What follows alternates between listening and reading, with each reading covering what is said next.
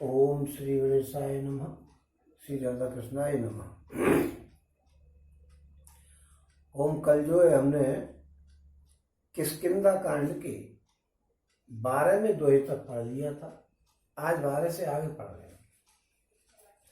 ओम प्रथमे देवन गिर गुहा राखे रुचिर बनाए, राम कृपा निधि कछु दिन वास करेंगे जे आए।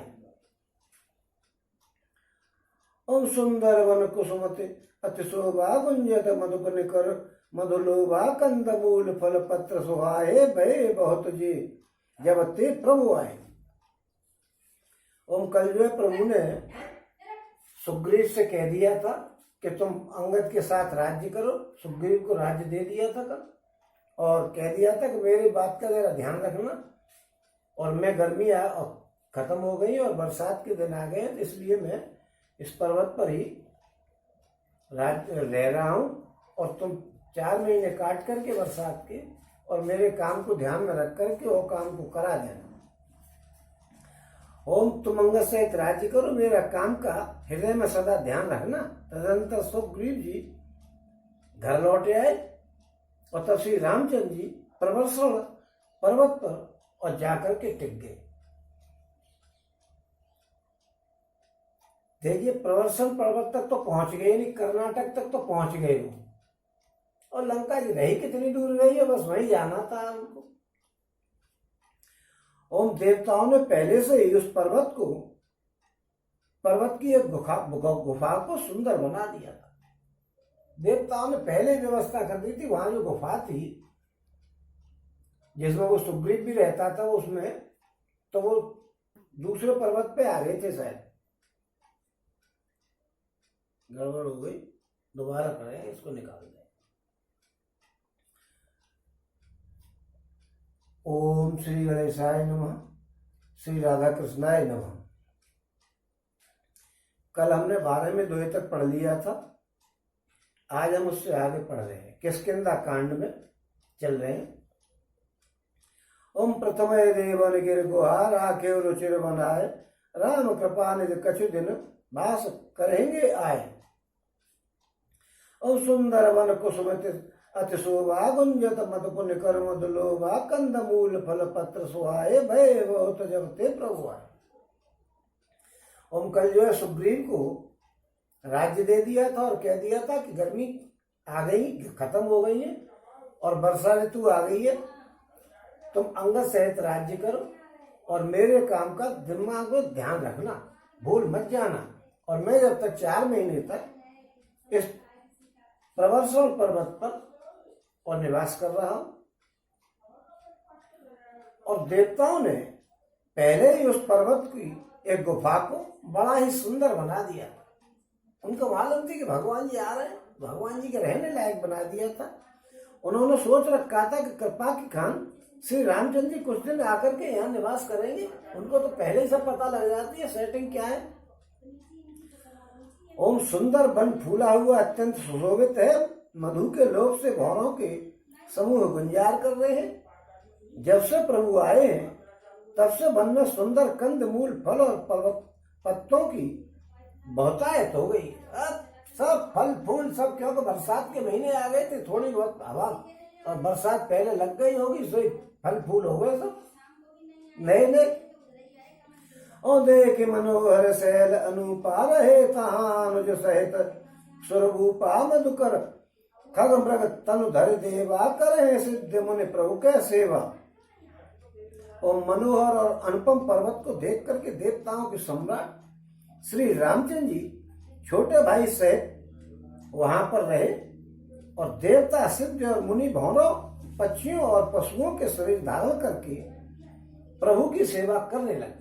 देवता सब, कोई मोर बने आया, कोई कोई बने आया, कोई कोई बने आया, इस प्रकार उनकी सेवा करने लग गए। ओम मंगल रूप भयो बन तवते कीन निवास, रमापति जवते फटिक शिला अति शुभ्र सुहाई, सुख आसीन तहां दोई भाई। और जब से रमापति रामचंद्र जी ने वहां निवास किया तब से वन मंगल स्वरूप हो गया। सुंदर स्फटिक मला की एक अत्यंत स्फटिक मणि की एक अत्यंत उज्जवल शिला थी। उस पर दोनों भाई सुखपूर्वक विराजमान है। ओम कहता अनुज सन कथा अनेका भगत विरत नृपनीत विवेका वर्षा काल मेघ नव छाए गरजत लागत परम सुहाए। और लक्ष्मण देख मोर गन नाचत बा हृदय पेख ग्रही विरत रत और हर्ष। लक्ष्मण देख मोर गन नाचत बारिद पेख ग्रही विरत रत हर्ष। जस विष्णु भगत कहूं दे। ओम श्री रामचंद्र जी और लक्ष्मण जी एक शिला पर बैठे हुए। श्री रामचंद्र जी छोटे भाई लक्ष्मण जी से भक्ति, वैराग्य, राजनीति और ज्ञान की अनेकों कथाएं कहते हैं। और वर्षा काल में आकाश में छाए हुए बादल गरजते हुए बहुत ही सुहावने लग रहे हैं। वर्षा काल चल रहा है, आकाश में बादल छा रहे हैं और बड़े भारी सुहावने लग रहे हैं। श्री रामचंद्र जी कहते हैं कि हे लक्ष्मण देखो, मोरों के झुंड बादलों को देख करके नाच रहे हैं, जैसे वैराग्य में अनुरक्त गृहस्थ किसी विष्णु भक्त को देख करके और हर्षित होते हैं। वैराग्य में अनुरक्त गृहस्थ किसी विष्णु भगवान के भक्त को देख करके प्रसन्न होता है, जो वैराग्य को लेकर के और गृहस्थ धर्म में रह रहा हो। जैसे जनक जी का इससे सबसे बढ़िया उदाहरण बताया है कि जनक जी ऐसे ही थे जो बैरागी थे और गृहस्थ में रहते थे। तो वो जो है विष्णु भगवान के भक्त को देख करके और हर्षित होता हो कि बैरागी आदमी को भक्ति नहीं हो तो फिर वो बैराग काय का है। ओ घन घमंड नव गरजत घोरा प्रियाहीन डरपत मन मोरा दामिनी दमक रहन घन माही खल कह प्रीत जथा थिर नाही। अंबर से जलद भूमि निहराए जता नवह बुध विद्या पाए बूंद अघात सरहे गिर कैसे खल के वचन संत सह जैसे।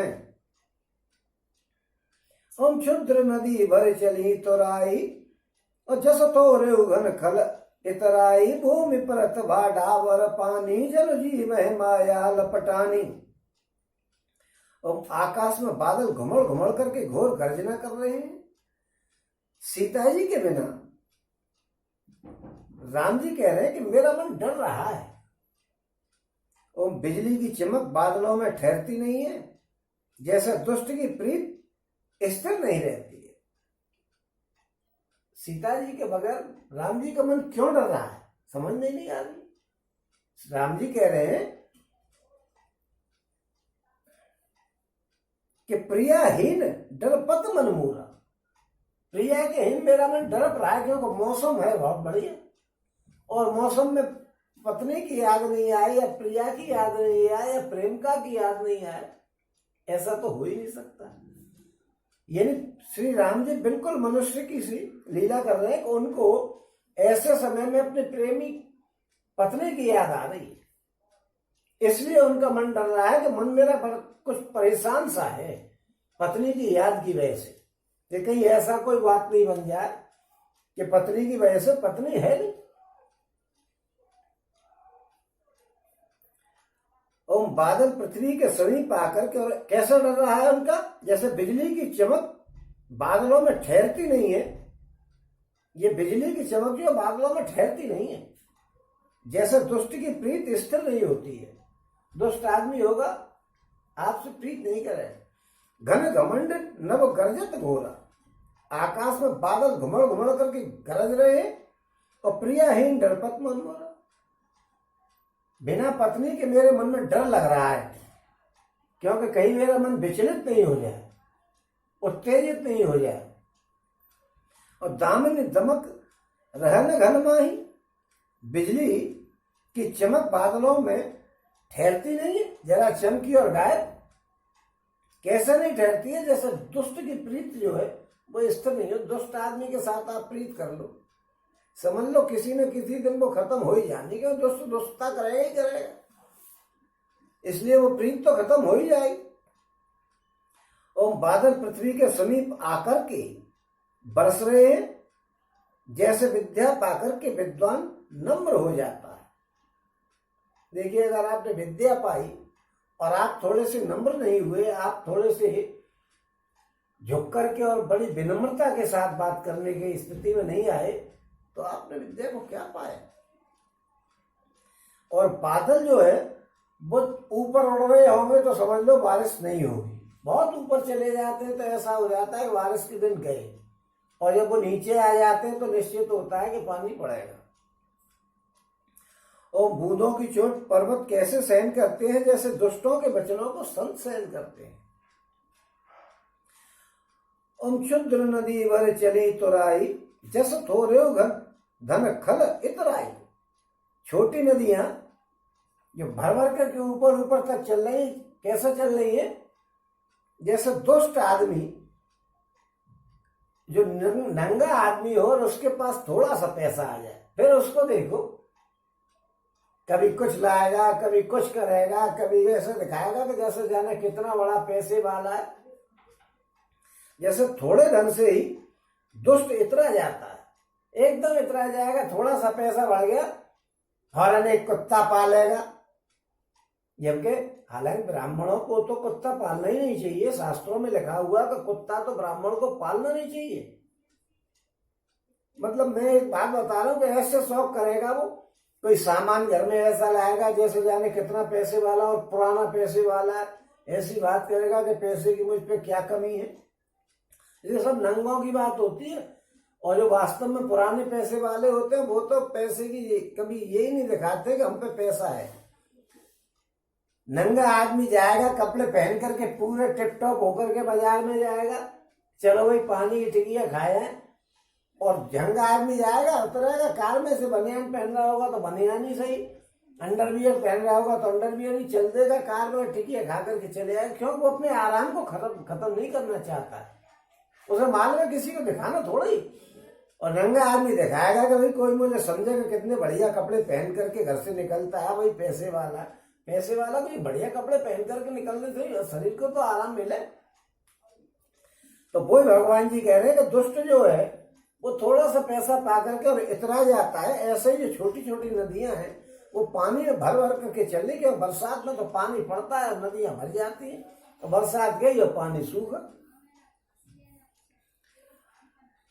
तो पृथ्वी पर पड़ते ही पानी गदला हो गया है, जैसे शुद्ध जीव के माया लिपट गई हो। पानी जमीन पर पड़ते ही गंदा हो जाता है, ऊपर से साफ आता है, पानी गंदा हो जाता है, जैसे जीव को और माया लिपट गई हो। ओम सिमट जल भरे तालाब, आज में सदगुण सज्जन पहे आवास, रिता जल जल निधि जाई, होए अचल जिम जिव हर पाई। ओम जल एकत्रित होकर के और तालाबों में भर रहा है, जैसे सद्गुण जो है एक एक करके सज्जन के पास आ जाते हैं। देखिए सद्गुण जो है वो कभी इकट्ठे नहीं आते कि सबरे सद्गुण लिए और आगे 250 ग्राम सद्गुण आए और तुम्हारे पास आकर के रहने लग गए, ऐसा कुछ नहीं। कभी एक बात समझ में आएगी, कभी एक बात समझ में आएगी। अब इतने बड़े ग्रंथ को पढ़ने से या सुनने से तो एकदम सारी पुस्तक को भी आप नहीं पढ़ सकते, थोड़ा थोड़ा करके पढ़ोगे, ऐसे थोड़े थोड़े करके आप में गुण आएंगे। एक आदत सुधरेगी, फिर दूसरी आदत सुधरेगी, फिर तीसरी आदत, कुछ धीरे धीरे करके, और कथा अपना असर दिखाएगी। जैसे जैसे कथा आप पूरी सुनते जाओगे आप में काफी चेंज होता जाएगा। भगवान जी कह रहे हैं कि जैसे सज्जन पुरुष के पास एक एक करके गुण आते रहते हैं। ओम नदी का जल समुद्र में जाकर के वैसे ही स्थिर हो जाता है जैसे जीव श्री हरि को पाकर के और आगमन से मुक्त हो जाता है। जब भगवान जी पा गए फिर क्या है, मुक्ति इज द लास्ट पॉइंट, मुक्ति आखिरी पॉइंट है आपका, वहां आप जाकर के और रुक जाएंगे। ओ हरित भूमित्र न संकुल, समुझ पर नहीं पंथ, जिन पाखंड बाधते गुप्त होए सदग्रंथ। पृथ्वी घास से परिपूर्ण होकर के हरी हो गई है, जैसे रास्ते समझ में ही नहीं पड़ते कि रास्ते पे भी घास हो गए। कैसे नहीं होता है, जैसे पाखंड मत के प्रचार से सदग्रंथ जो है वो लुप्त हो जाते हैं। जो पाखंडी हैं तिलक चापे लगाए और पब्लिक को बेवकूफ बनाते हैं, उनके प्रचार जो करते हैं अपने धर्म का, उससे सदग्रंथों में जो लिखे हुए हैं अच्छे अच्छे विचार, वो सब लोग तो हो जाते हैं। जो उन्होंने कह दिया उसको माने, भीड़ तो वैसी है ना। और दादोर धुन चौ दिशा सुहाई, वेद पढ़े जन बट समुदायी, नव पल्लव भय विटप अनेका, साधक मन जस मिले विवेका। हम चारों दिशाओं में मेढकों की ध्वनि ऐसी सुहावनी लगती है मानो विद्यार्थियों के समुदाय वेद पढ़ रहे हो। देखिए, जैसा आदमी होगा विचार उसके वैसे ही होंगे। भगवान जी ने जो मेढकों की बोली है उसको वेदों की तुलना करी है, किसी और चीज से नहीं करी। नालायक आदमी तो जैसा कहेगा कि जैसे हल्ला मचा रहे हो, हल्ला नहीं मचाना, शोर नहीं मचाना। वो कह रहे हैं कि वेद पढ़ रहे हो। वेदों का अध्ययन करने वाले छात्र होते हैं, क्यों नहीं होते हैं?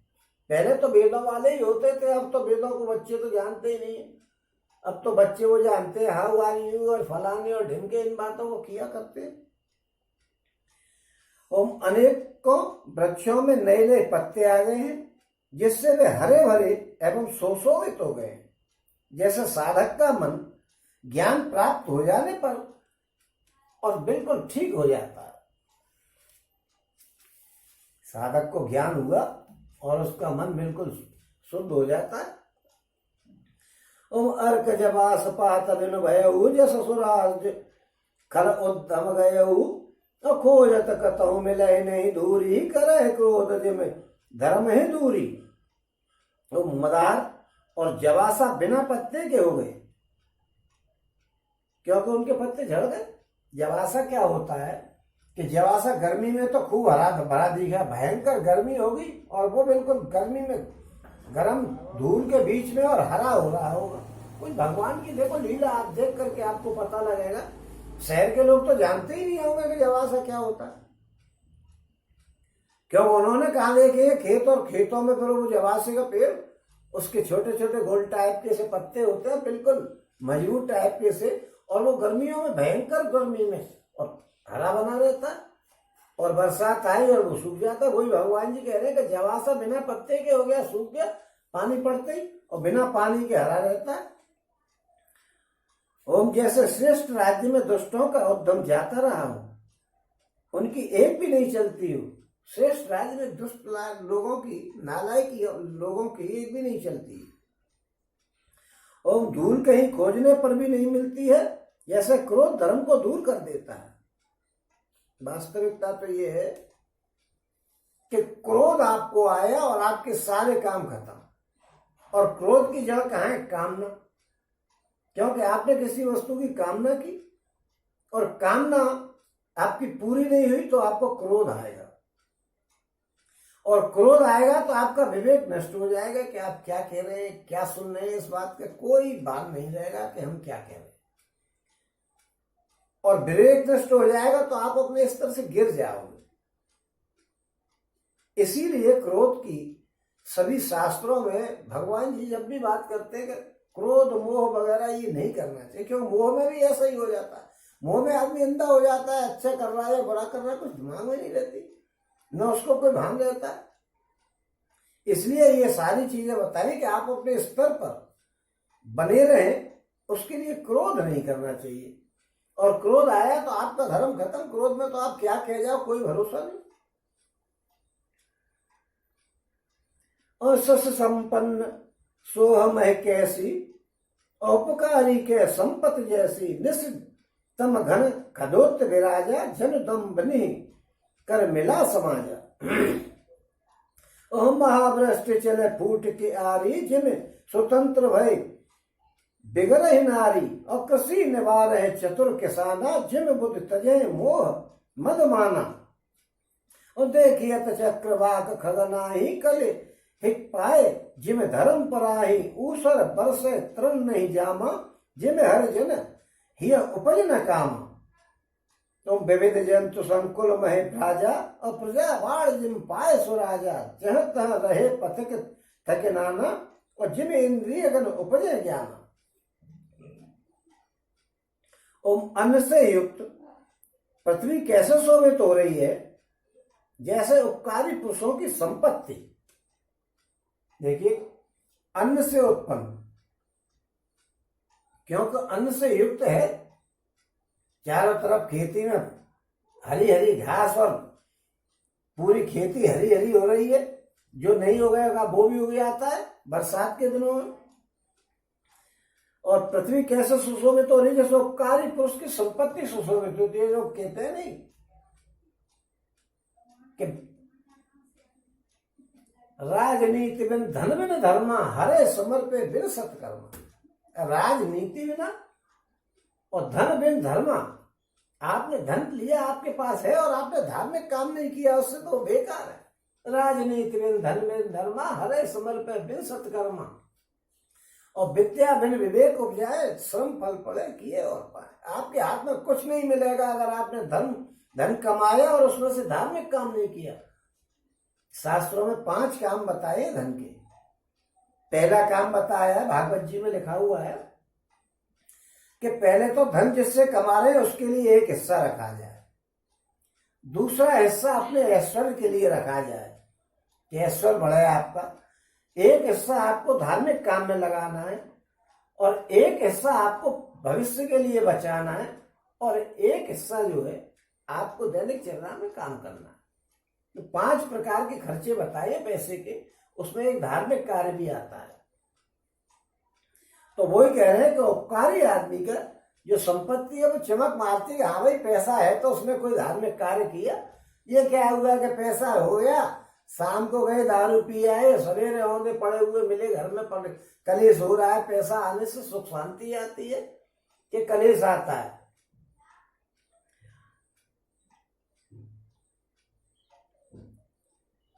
रात के घने अंधकार में जुगनू शोभा पा रहे हैं, मानो दंभियों का समाज आकर के जुट गया हो। जुगनू क्या होता है? छोटा छोटा सा होता है, शहर के बच्चे शायद नहीं जानते हो, लोग तो जानते हो कि वो शहर कहाँ से बना है, गांव में से आकर के रह लिए शहर में, वो शहर हुआ होगा। नहीं, शहर पहले था कहाँ, सब गांव थे और उनमें जुगनू को सभी बड़े जानते हैं। और यहाँ तो सब जानते ही जो बैठे। और भारी वर्षा से खेतों की क्यारियां फूट गई हैं, जैसे स्वतंत्र होने से स्त्रियां बिगड़ जाती हैं। देखिए भाई साहब, बड़ा मत मानना, भगवान जी वास्तव में जो कह रहे हैं, एक एक शब्द तुलसीदास जी ने जो लिखा है इसमें कहीं गलती नहीं है। औरतों को आपने स्वतंत्रता दे दी, समझ लो कहीं भैंस पानी है। क्योंकि ये लिख रहे हैं कि भारी बरसात से खेती की क्यारियां फूट गई। ये बात आपको ये बता रहे हैं कि बरसात में क्या होता है, और उदाहरण दे दे करके कि जैसे ऐसे करके उनको ये बता रहे हैं कि सज्जन लोग कुछ आपको बातें बताई जा रही हैं अच्छी अच्छी, वर्षा ऋतु का वर्णन करके अच्छी अच्छी बातें बता रहे भगवान जी। जैसे स्वतंत्र होने से स्त्रियां बिगड़ जाती हैं, क्योंकि आपने डांट के नहीं रखा। ढोल गमार शूद्र पशुनारी सकल ताड़ना के अधिकारी। ये ताड़ना के अधिकारी हैं, इसमें नारी का भी नाम किताब में लिखा हुआ। भैया मैं नहीं कह रहा हूं काम में कोई महिला आ जाएगा तू बड़ा ये कर रहा है और वो कर रहा है, मैं क्षमा चाहूंगा, लेकिन वास्तविकता क्या है भगवान जी लिख रहे हैं। और उसमें भी लिखा है कि ढोल गमार शूद्र पशुनारी सकल ताड़ना के अधिकारी। क्योंकि स्वतंत्र होने से स्त्रियां बिगड़ जाती हैं। आप स्त्री को स्वतंत्र छोड़ दो, फौरन काम गड़बड़ कर देगी। दोनों समाज अगर शादीशुदा है तो भी दोनों समाज परिवारों की इज्जत को उछाल देगी। ये अपने परिवार जिसमें से पैदा हुई है और जिसमें आ गई है, दोनों परिवारों की इज्जत का पता नहीं लगेगा किधर गई। ओम चतुर किसान खेतों को निरा रहे हैं। निराने का मतलब होता है जो पेड़ होता है, जो जैसे गेहूं का पेड़ है तो गेहूं के पेड़ को बचा करके और उसके बगल में जो घास वगैरह लगी रहती है उसको निकाल देते हैं खुरपी से, क्योंकि वो घास अपनी खेत की ताकत को खींचेगी अलग, तो गेहूं की ताकत पेड़ को कम मिलेगी या बाजरे के खेत को कम मिलेगा, शक्ति कम हो जाएगी पृथ्वी की, इसलिए उसको निरा रहे हैं। और जैसे विद्वान लोग मोह मद और मान का त्याग कर देते हैं। मोह मद और मान, इसको त्याग देते हैं विद्वान लोग। और देखिए तो चक्रवाक खग नहीं, चक्रवाक पक्षी दिखाई नहीं दे रहे, जैसे कलयुग को पाकर के धर्म भाग जाता है। चक्रवाक पक्षी जो है वो कलयुग में जैसे धर्म भाग जाता है। कलयुग में कहाँ धर्म है? झूठ झपट के अलावा दूसरी चीज है ही। और ऊसर में वर्षा होती है पर वहां घास तक नहीं उगती। जैसे हरिभक्त के हृदय में काम नहीं उत्पन्न होता है। जो भगवान के भक्त होते हैं, यहाँ काम से मतलब कोई सेक्सुअल पॉइंट नहीं है। यहाँ काम से मतलब है कि कामना पैदा नहीं होती है, क्योंकि भगवान का भक्त होगा ज्यादा कामना नहीं करेगा, संतोष ही होगा, और नहीं फिर को भगवान का भक्त नहीं। हालांकि यहाँ भाई क्या किया हो, क्या अर्थ लगाया हो, भगवान जाने, क्योंकि इतनी तो उसको समझने का तो किसी में भी बूता नहीं है कि क्या लिख दिया है। हो सकता है जब इसमें काम उत्पन्न हिंदी की गई है कि हरिभक्त के हृदय में कभी काम उत्पन्न नहीं होता है, तो हो सकता है वो काम दूसरा वाला काम होता हो। और विविध जंतु संकुल मह भ्राजा, और प्रजा बाढ़ जिम पाए सुराजा, जहां तह रहे पथिक थक नाना, जिम इंद्रिय गण उपजे ज्ञान। ओम पृथ्वी अनेक तरह के जीवों से भरी हुई है, उसी तरह शोभायमान है जैसा स्वराज्य पाकर के प्रजा की वृद्धि हो जाती है। और जहां तहां अनेक पथिक ठहर गए हैं, जैसे ज्ञान उत्पन्न होने पर इंद्रियां जो हैं वो शिथिल हो जाती हैं। क्योंकि बरसात में व्यापारी आदमी के जाते आते नहीं, रहने की बड़ी व्यवस्था भंग हो जाती है। अब तो बरसात जहाँ हो रही है वहां देखिए बाढ़ के क्या हाल है, लोग मर रहे हैं, तो वहां व्यापार करने कोई क्या जाएगा जहाँ धुआंधार बारिश हो रही है और बाढ़ आ रही है। तो ऐसे में आदमी रुक जाते हैं व्यापारी लोग। ओ कबहू प्रबल बह मारुत, जहता मेघ बिलाहे, जिम कपूत के उपजे कुल सधर्म नसाहे। ओम कबहू दिवस में निवृत्तम, कबहू के प्रकट पतंग, बिनसय उपजय ज्ञान जिम पाए कुसंग सुसंग। तो कभी कभी वायु बड़े वेग जोर से चलती है, जिससे बादल जहां तहां गायब हो जाते हैं। और जैसे कुपुत्र के उत्पन्न होने से कुल के उत्तम धर्म जो है वो नष्ट हो जाते हैं। अगर कुपुत्र पैदा हो गया तो कुल के जो है सब धार्मिक विचारों को, आचरण को, सबको नाश कर देगा। कभी कभी बरसात के दिनों में हवा तेज चलेगी और कभी बिल्कुल गायब हो जाएगी।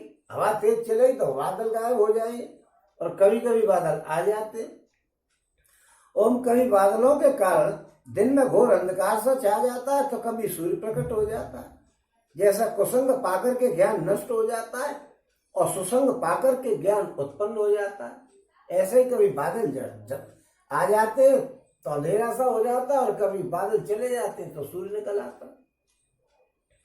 बरसा विगत शरद आई, लक्ष्मण देखो परम सुहाई, फूल काम कलश सकल में चाई, जल वर्षा कृत प्रकट बुढ़ाई। और उदित अगस्त पंथ जल सोसा, जिम लोभ सोस संतोषा, सरता सर निर्मल जल सोहा, संत हृदय जस गत मद मोहा। और हे लक्ष्मण देखो वर्षा बीत गई और परम सुंदर शरद ऋतु आ गई। ये वर्षा काल जो बता दिया है शॉर्ट में, 4 महीने को 1-2 पन्ने में ही कर दिया है। और अब शरद ऋतु आ गई है, फूले हुए काम से सारी पृथ्वी छा गई है। मानो वर्षा ऋतु ने अपना बुढ़ापा प्रकट कर दिया। ओम अगस्त के तारे ने उदय होकर के मार्ग के जल को सोख लिया, जैसा संतोष लोग को सोख लेता है। संतोष लोग को सोख लेता है। जो संतोषी आदमी होगा लोग करेगा काय को जो मिल गया ठीक है। और अगस्त के तारे ने उदय होकर के मार्ग के जल को सोख लिया।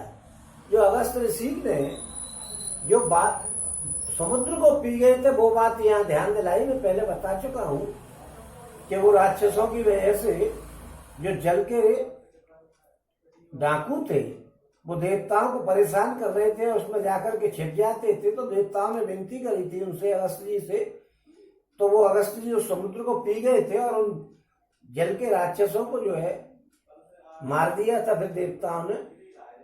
इसलिए अगस्त की बात बताई गई कि अगस्त के तारे ने उदय होकर के मार्ग के जल को सोख लिया, जो इधर उधर पानी भर जाता है बरसात के दिनों में, वो सब गायब हो गया। ओम नदियां और तालाबों का निर्मल जल ऐसी शोभा पा रहा है जैसे मद और मोह से रहित संतों का हृदय शुद्ध हो जाता है। और रस रस सूखे सरस सर पानी ममता त्याग करें जिन ज्ञानी, ज्ञान सर धरे तो खंजन आए और पाए समय जिन सुकृत सुहाए। और नदी और तालाबों का जल धीरे धीरे सूख रहा है जैसे ज्ञानी पुरुष ममता का त्याग कर देता है। नदी और तालाबों का पानी जो होता है वो धीरे धीरे करके कम हो जाता है। बरसात चली गई, बरसात में तो रोज पानी पड़ता है, पानी बह जाता है और भर जाती है नदियां छोटी मोटी। ओम शरद ऋतु जान करके खंजन पंछी आ गए, छोटे छोटे पंछी जो होते हैं वो आ गए हैं, जैसे समय पा करके सुंदर सुकृत आ जाते हैं, यानी प्रकट हो जाते हैं। जो अच्छे कर्म होते हैं समय पा करके अपने आप आ जाते हैं आदमी में, कभी कभी भगवान की कृपा हो जाती है। पंकन रैन सोह असगर नीतिन पुनरप के जस करनी जल संकोच विकल भई मीना अवध कटम बीज में धनहीना। और न कीचड़ है न धूल है, इससे धरती ऐसी शोभा दे रही है जैसे नीति निपुण राजा की करनी शोभा देती है। जल के कम हो जाने से मछलियां व्याकुल हो रही हैं, जैसे मूर्ख लोग होते हैं जो कुटुंबी होते हैं वो धन के बगैर व्याकुल हो जाते हैं। और बिन घन निर्मल सोह आकाशा हर जन एव परे हर सब आशा कहूँ कहूँ भ्रष्ट सारदी थोरी कहूँ एक पाव भगत जिम मोरी। और बिना बादलों का निर्मल आकाश ऐसे शोभायमान हो रहा है जैसे भगवान का भक्त सब आशाओं को छोड़ करके सुशोभित होता है। जब तक आपको आशाएं लगी रहेंगी आप कभी मन में शांत नहीं होगे। इसलिए वो बता रहे कि आशाओं को छोड़ करके और आपके पास फिर देखिए कैसी शोभा होती है। ओम कहीं कहीं शरद ऋतु की थोड़ी थोड़ी वर्षा हो रही है, जैसे कोई बिरले ही मेरी भक्ति पा जाते हैं। शरद ऋतु में भी वर्षा होती है, जैसे खेतों के लिए कहते हैं कि माहौट हो जाए भैया तो बढ़िया है, तो माह के महीने में भी कभी कभी वर्षा हो जाती है। ओम चले हरस तज नरगर नृप तापस बनिक भिखार जिम हरि भगत पाए श्रम तजे आश्रमी चार। ओम राजा तपस्वी व्यापारी और भिखारी हर्षित होकर के नगर छोड़ करके चल दिए, क्योंकि भैया बरसात रुक गई तो व्यापारी अपने काम पे चल दिया, तपस्वी तपस्या करने लग गया, राजा अपने काम पे देखने भागने लग गया और भिखारी भी भीख मांगने लग गए। चालू हो गया, सबके धंधे चालू हो गए। भले ही कोरोना आ गया है तो सबके धंधे चौपट हो गए, वो एक अलग बात है। लेकिन वहां जो है बरसात ऋतु के जाने के बाद शरद ऋतु आ रही है, यही मौसम है बरसात का, और इसके बाद जो शरद ऋतु आएगी तो उनके तो धंधे चालू हो गए। कोरोना से हमारे धंधे का कोई भरोसा नहीं है कि क्या होगा, क्यों कोरोना ने सब धंधों को चौपट कर दिया है। और ऐसा छोड़ करके हर्षित हो गए सब धंधा करने वाले। भाई व्यापारी व्यापार का धंधा, भिखारी है भीख मांगने का धंधा है, तपस्वी है अपनी तपस्या करने का धंधा ही है वो उसका, उसको तपस्या करेगा उतना ही भगवान के नजदीक पहुंचाएगा। ओम जैसे हरि की भक्ति पाकर के चारों आश्रम वाले श्रमों को त्याग देते, ये चारों आश्रम वाले जो है, आश्रम बताए ना, ब्रह्मचर्य ज्ञान वानप्रस्थ और आज संन्यास और गृहस्थ वगैरह ये आश्रम बताए, उनकी बात कर रहे हैं। और सुखी वीर जे नीर अगाधा जिम हर शरण एक बाधा पूने कमल सोह सर कैसे निर्गुण ब्रह्म सगुण भय जैसे। ओम जो मछलियां अथाह जल में है वे सुखी है, जैसे श्री हरि के शरण में चले जाने पर एक भी बाधा नहीं रहती। देखो भैया हरि की शरण में चले जाओ, भगवान की शरण में गए तो आपकी कोई परेशानी होगी नहीं, आपको एक तो ज्यादा परेशानी महसूस नहीं होगी, और महसूस नहीं होगी तो फिर वो परेशानी होगी नहीं, और जो होगी उसे भगवान संभालेंगे अपने आप। इसलिए भगवान की शरण पकड़ो। ओम कमलों के फूलने से तालाब कैसी शोभा दे रहे हैं, जैसे निर्गुण ब्रह्म सगुण होने पर शोभित होते हैं। निर्गुण ब्रह्म सगुण होने पर शोभित कैसे होते हैं? एक अंदर की बात बता दी, क्योंकि निर्गुण ब्रह्म क्या होता है कि निर्गुण ब्रह्म को कोई देख ही नहीं सकता।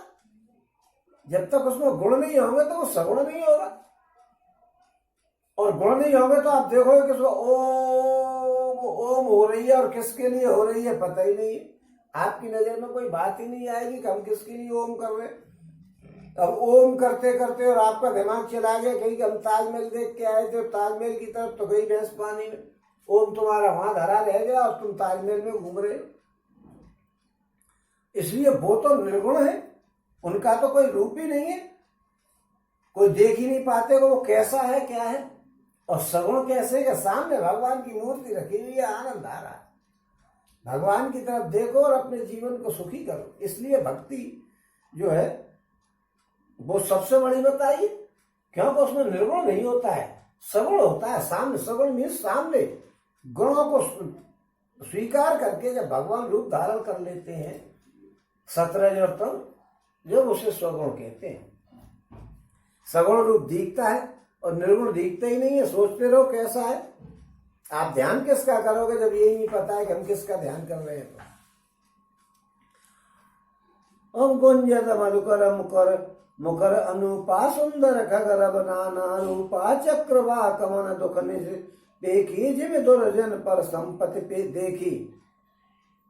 ओम भौरे अनुपम शब्द करते हुए गूंज रहे हैं तथा पक्षियों के नाना प्रकार के सुंदर शब्द हो रहे हैं। रात्रि देख करके चकवे के मन में वैसे ही दुख हो रहा है जैसे दूसरे की संपत्ति को देख करके दुष्ट लोग दुखी होते। देखो चकवे को क्या है कि रात्रि में उसकी पत्नी दूर रहती है, और पत्नी दूर है तो फिर आदमी सुखी कैसे हो सकता है? न पत्नी दूर होने पर आदमी सुखी रह सकता है, और न पति दूर होने पर पत्नी सुखी रह सकती है। और वो कैसे नहीं रह सकती है सुखी? जैसे दूसरे पर संपत्ति आ गई तो दुष्ट लोग जल रहे, जो दूसरे की संपत्ति से जलता है वो दुष्ट है, ये शास्त्र कह रहे भैया। और चाहता कर अटत त्रसाते होई ओम चाहता कर अटत त्रसाते होई जिम सुख लहे न शंकर द्रोही सरदा तप निस ससे अप हरई संत दरस जिम पातक टरई। पपिया रट लगाए हुए है, उसको बड़ी प्यास है, जैसा शंकर जी का द्रोही सुख नहीं पा सकता। जो शंकर जी की बुराई करेगा, शंकर जी की पूजा नहीं करेगा, उसको कोई सुख तो मिल ही नहीं सकता है। ओम शरद ऋतु के तापों को रात के समय चंद्रमा हर लेता है, जैसे संतों के दर्शन से पाप दूर हो जाते हैं। आपने संतों के दर्शन कर लिए, आपके पाप दूर हो गए। संत जो है वो गंगा जी से भी पवित्र ज्यादा करने वाले बताए, क्योंकि आप गंगा जी में जाओगे, 50 तैयारियां करोगे, पैसे का इंतजाम करोगे, और जिसके पास है गंगा जी उसकी तो बात ही छोड़ो, वो तो चाहे जब नहाई आएगा वो तो भाग्यशाली है ही। मैं उनकी बात बता रहा हूँ जो गंगा जी से वो दूर है, और फिर नहा करके आओगे तो कई बार नहाने से गंगा जी शुद्ध करेंगे, लेकिन संत तो देखते ही और आपको शुद्ध कर देंगे। ओम शरद ऋतु के तापों को रात के समय चंद्रमा हर लेता है, जैसे संतों के दर्शन से पाप दूर हो जाते हैं। और देखे इंदु चकोर समुदाय तब है जिम हरिजन हरि पाई मसक दम बीते हे मित्रासा जिम दुर्ज द्रोह किए कुल नासा। ओम चकोर के समुदाय चंद्रमा को देख करके इस प्रकार टकटकी लगाए हैं जैसे भगवान का भक्त भगवान को पाकर के उनके दर्शन करते हैं। वो मच्छर और डांस जैसे जाड़े के डर से इस प्रकार नष्ट हो गए हैं जैसे ब्राह्मण के साथ बैर करने से कुल का नाश हो जाता। भैया ब्राह्मणों का बड़ा ख्याल रखा गया। भगवान जी कह रहे कि जिम द्रोह किए कुल नाशा। आपने ब्राह्मण से द्रोह किया और कुल का नाश हुआ। ये राम जी कह रहे हैं भाई बार बार ये मत कहना कि ये ब्राह्मणों के बड़ा फेवर कर रहा है, क्या है, भगवान जी कर रहे हैं, मैं थोड़ा ही कर रहा हूं। ओम भूमि जीव संकुल रहे गए शरद ऋतु पाए, सदगुरु मिले जाहे जिम संशय भ्रम समुदाय। ओम पृथ्वी पर जो जीव भर गए थे वे शरद ऋतु को पाकर के वैसे ही नष्ट हो गए जैसे सदगुरु के मिल जाने पर संदेह और भ्रम नष्ट हो जाते। वर्षा ऋतु में बहुत जीव जंतु हो जाते हैं और शरद ऋतु आ गई तो जीव जंतु कम हो जाते, मर मर के एक तरफ हो जाते हैं सब। ओम वर्षागत निर्मल ऋतु आई, सुदिन तात सीता के पाई, एक वार के सह सुत जानो, कालो जीत निमिष महो आनो। और कतौ रहो जो जीवित होई, तात जतन करे आनो सोई, सुग्रीव सुधि मोहर बिसारी, पावा राज कोश पुर नारी। ओम वर्षा बीत के निर्मल शरद ऋतु आ गई, परंतु हे तात सीता जी की कोई खबर नहीं मिली। एक बार कैसे ही पता पा जाऊं तो काल को भी जीत करके पलवर में जानकी जी को ले आऊंगा। मौसम की बड़ी परेशानी हो रही है राम जी को। ओम कहीं भी रहे यदि जीती होगी तो हे तात यतन करके मैं उसे अवश्य ले आऊंगा। राज्य खजाना नगर और स्त्री पा गया, इसलिए सुग्रीव ने मेरी कोई स्तुति नहीं ली। राज्य मिल गया, पत्नी मिल गई, धन मिल गया, सब कुछ मिल गया, इसलिए सुग्रीव मेरा कोई ख्याल ही नहीं कर रहा। और जैसा एक मारा मैं बाली, तैसा रहता मूल कह काली, जा सुख कृपा छूट है मद मोहा, ता कहो उमा के सपन कोहा। और जान ये चरित्र मुनि ज्ञानी, जिन रघुवीर चरण रत मानी, लक्ष्मण क्रोधवंत प्रभु जाना, धनुष चढ़ाए गए करक बाना। और जिस बाण से मैंने बाली को मारा तो उसी बाण से कल मैं उस मूर्ख को मार ही डालूंगा। शिव जी कहते हैं कि वहां जिनकी कृपा से मद और मोह छूट जाते हैं उनको कहीं सपने में भी क्रोध आ सकता है, ये तो केवल लीला कर रहे हैं। ओम ज्ञानी मुनि जिन्होंने श्री रघुनाथ जी के चरणों में प्रीत मान ली है वे ही इस चरित्र को जान पाते हैं, और अज्ञानी तो समझ ही नहीं पाएगा। और लक्ष्मण जी ने जब प्रभु को क्रोधयुक्त जाना तब उन्होंने धनुष चढ़ा करके बाण हाथ में ले लिया। धनुष लक्ष्मण जी बिल्कुल पूरे भगवान के भक्त हैं, एक मिनट में समझ जाते कि क्या है, क्या करना चाहिए, फौरन तैयार। और तब अनुजय समझावा, रघुपति करुणा सीम, भय दिखाए ले आ बहु, तात सखा सुग्रीव। तब दया की सीमा श्री रघुनाथ जी ने छोटे भाई लक्ष्मण जी को समझाया कि तात सखा सुग्रीव को केवल भय दिखा करके ले आना, ऐसा मत कर देना भाई कि तुम उसे मार दो, काम कौन करेगा, जरा टेलर दिखा करके और ले आना। ओ यहाँ पवन सुत हृदय विचारा, राम काज सुग्रीव विसारा, निकट जाए चरण सिर नावा, चरहु बात विदिते ही कही समझावा, चारों विदिते ही कही समझावा। और सुन सुग्रीव परम भय माना, विषय मोर हर लीन हो ज्ञाना, अब मार तो सुत दूत समूहा, पटबो जहत वानर जुआ। और यहाँ किष्किंधा नगरी में जो राज्य कर रहा था सुग्रीव, और हनुमान जी ने विचार किया कि सुग्रीव ने श्री राम जी के कार्य को भुला दिया। भगवान तक के भक्त है हनुमान जी, तो उन्होंने सुग्रीव के पास जाकर के चरणों में सिर नवाया और चारों प्रकार की नीति कहकर के समझाया। 4 प्रकार की नीति कौन सी होती है? साम दाम दंड और भेद। सब बात बताई कि अगर प्यारे जैसे बाली को मार दिया तेरे को भी 2 मिनट में मार के रख देंगे, जरा ध्यान रखना कहीं ऐसा होगा क्रोध आ गया और वो नहीं मारेंगे तो लक्ष्मण जी तो छोड़ेंगे ही नहीं, क्यों लक्ष्मण जी पहले ही चल देते हैं। कोई बात होगी तो लक्ष्मण जी कान पे देंगे, राम जी तो जो तब भी कह देंगे रहने यार क्या कर रहे हैं, सोच लेना। अगर वो आ गए तो लगता उड़ा देंगे, तेरे काम भूल गया है। हनुमान जी का वचन सुनकर के सुग्रीव को बड़ा भय लगा कि भाई कहीं ऐसा नहीं हो कि सवेरे दरवाजे पे खड़े होकर लोग मार रहे या वहीं से मार देंगे तीर। उनके तो तीरों में शब्द भेदी बाण होते हैं उन पे तो।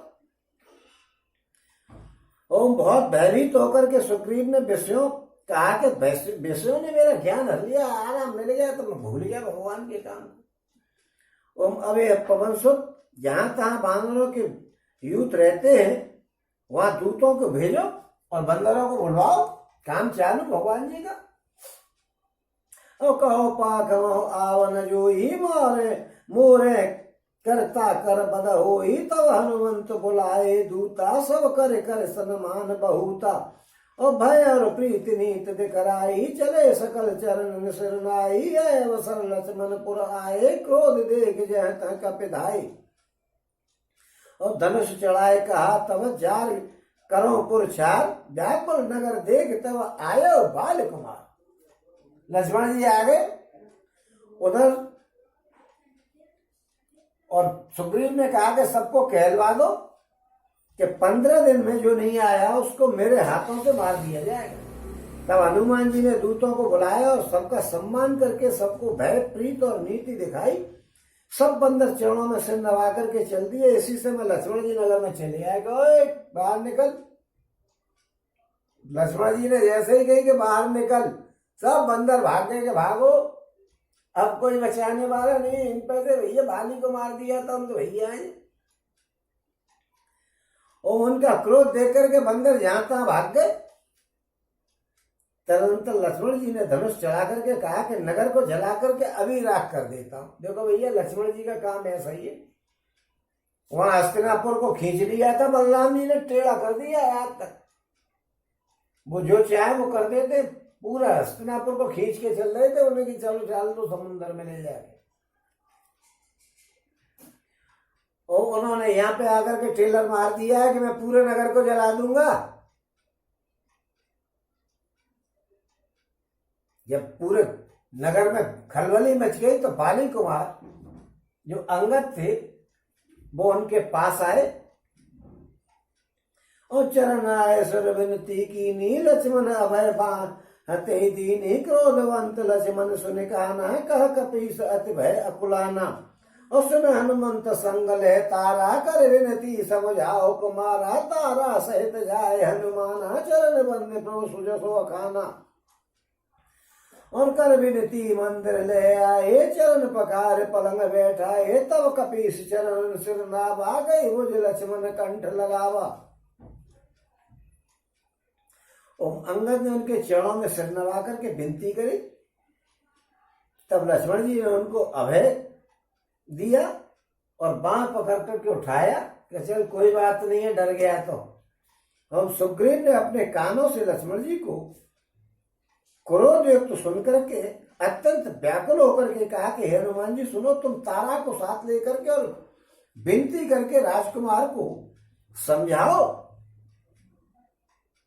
जब लक्ष्मण जी की सुनी के क्रोध में आए तो सुग्रीव घबरा गया। उन्हें हुए क्या हुआ, पमाड़ा हो गया। उन्हें कहा हनुमान जी के आंख के जरा तारा को लेके जाओ। तो तारा जो थी वो बाली की पत्नी थी, तो उसको लेके जाओ, अपनी पत्नी को नहीं भेजा, वही तारा को लेके जाओ। मरेगी तो ये मरेगी, मेरा क्या है। और तारा को भेजा हनुमान जी के साथ के जाओ और उनको समझा करके शांत करो। हनुमान जी ने तारा सहित जाकर के लक्ष्मण जी के चरणों की वंदना करी और प्रभु के सुंदर यश का बखान किया। करे महाराज आपकी बराबरी क्या करेगा, मैं डर के मारे घर में घुसा हुआ है, आपकी आवाज सुनते ही घर में कांप के अंदर वाले कमरे में घुस गया है। आप महाराज शांत हो, मैं देख लूंगा उसको। ओम में विनती करके उन्हें महल में ले आए और चरणों को धोकर के उन्हें पलंग पर बैठाया। तब वानरराज सुग्रीव ने उनके चरणों में सिर नवाया। जब बैठा दिया पलंग पे, शांत मामला हो गया, तब सुग्रीव अंदर वाले कमरे में से निकल करके आया। उन्हें देखी कि भाई अब समय खतरे का टल गया और आते ही पैरों में पड़ गया। उसने अकल करी ने धक्का, वो पैरों में आया सीधा।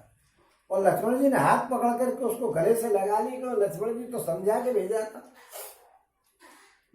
और नाथ विषय सम मद कछु नाही, मन मुनि मन मोह करे चल माही, सुनत विनीत वचन सुख पावा, लक्ष्मण ते बहुविध समझावा।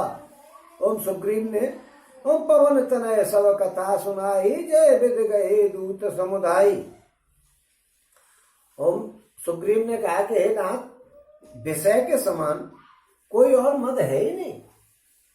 ये मुनियों के मन में भी क्षण मात्र के लिए मोह उत्पन्न कर देता है। फिर मैं तो आदमी, मुझे सुख मिल गया, दोनों पत्नियां मिल गई, तो फिर मुझे कहाँ टाइम मिला महाराज?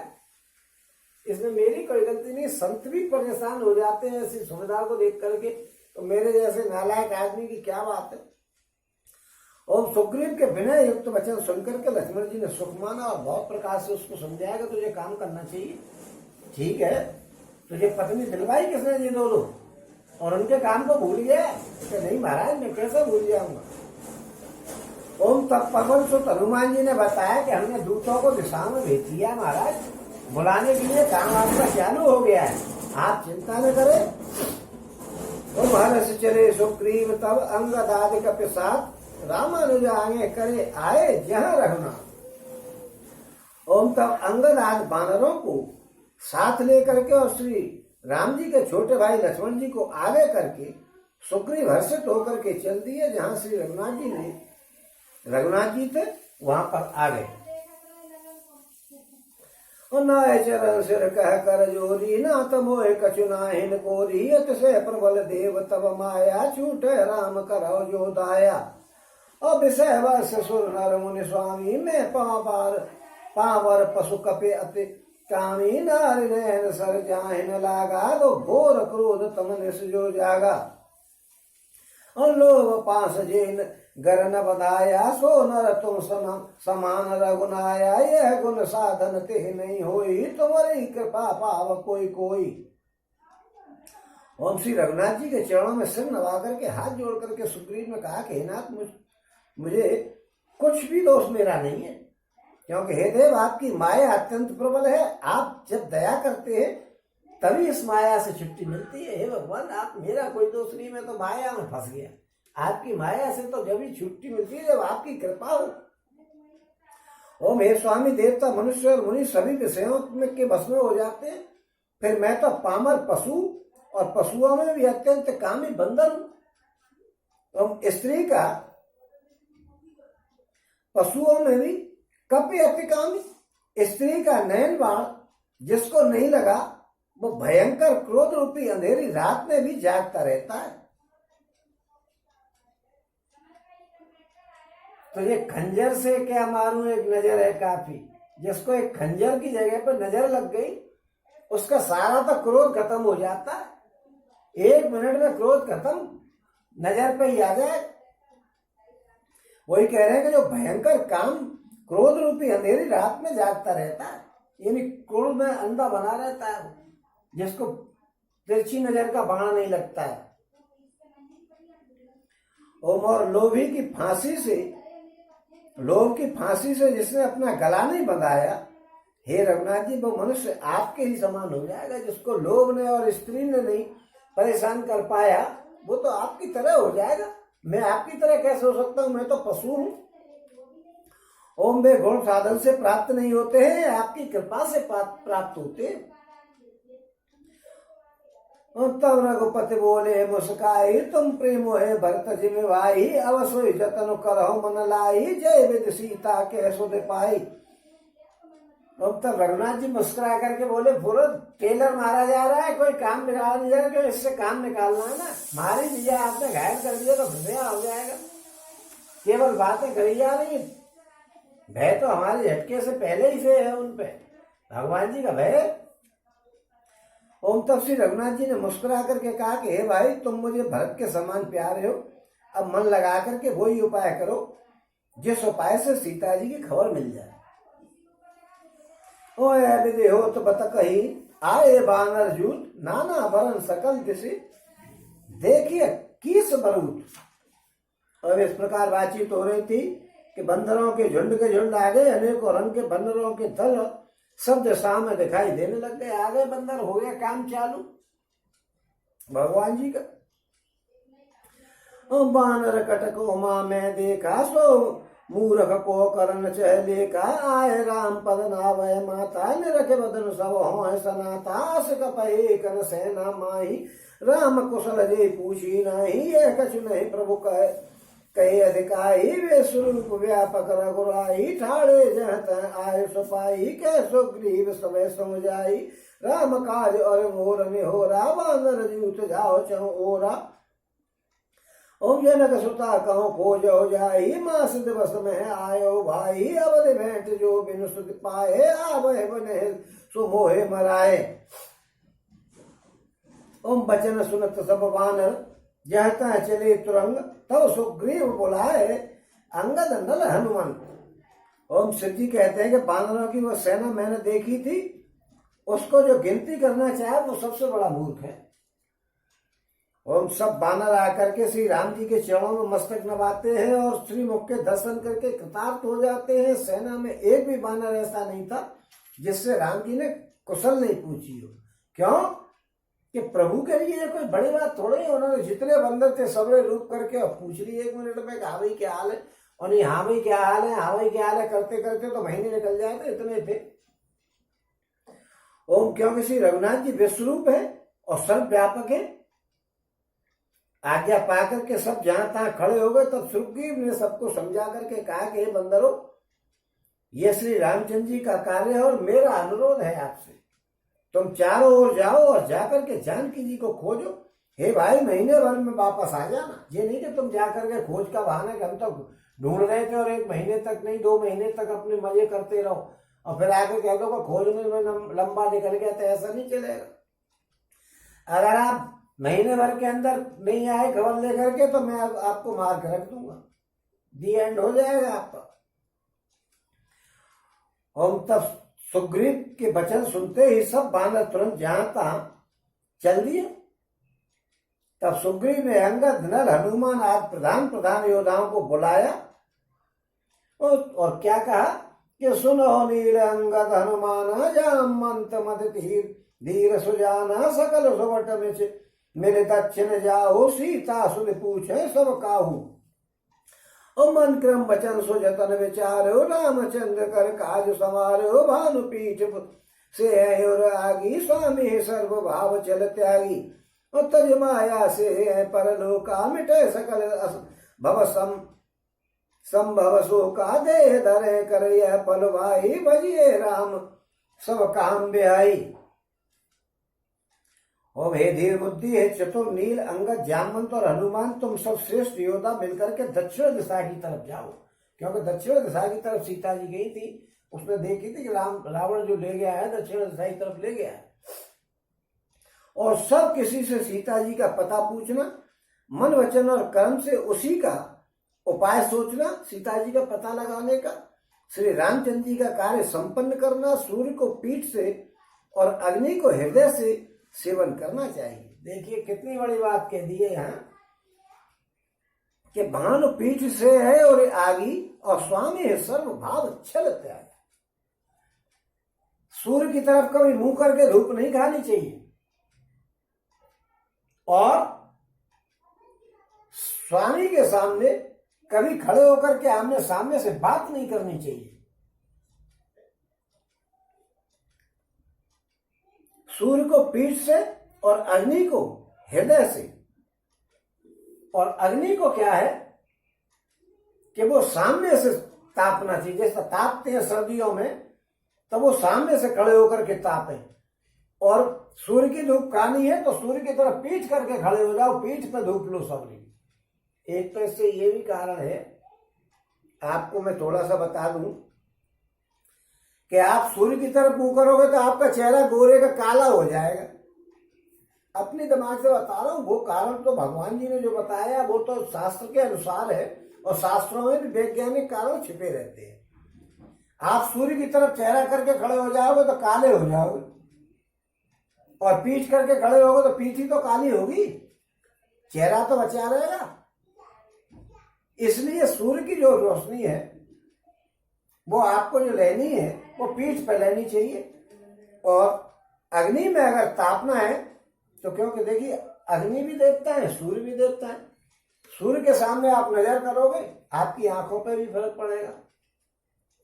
आप तेज के सामने उठा नहीं सकते और अग्नि के सामने आप पीठ करोगे तो उन्हें बुरा लगेगा कि मेरी तरफ पीठ करके खड़ा हो गया। ऐसा अग्नि को सामने से तापना चाहिए और सूर्य की अगर धूप खानी है तो पीठ की तरफ लेनी चाहिए। और स्वामी के सामने खड़े हुए हो तो सामने मत आओ और घोड़े के कभी पीछे मत आओ, क्योंकि घोड़ा दुलकती मारेगा, उछाल के फेंक देगा, और स्वामी के सामने आ गए तो बर्बाद हो जाओगे। ओम सूर्य को पीठ से और अग्नि को हृदय से सेवन करना चाहिए, परंतु स्वामी की सेवा तो छल छोड़ करके करनी चाहिए। किसी छल से मत करना कि आप छुट्टी बिताने के बहाने से आ जाओ कि मैं वहां गया था और 2 दिन की छुट्टी मिल गई, ऐसा मत कर बैठना। क्या मालूम पड़ेगा 4 दिन की किसी सर्विस में आपको भेजा कि वहां 4 दिन के लिए चले जाओ, 4 दिन लगेंगे और 2 दिन अपने घर पे काटे और 2 दिन में वहां टेलीफोन से काम कराया और पहुंच गए कि 4 दिन हो गए, 2 दिन अपने घर पे निकाल गए, ऐसा मत कर लेना। और माया को छोड़ करके परलोक का सेवन करना चाहिए।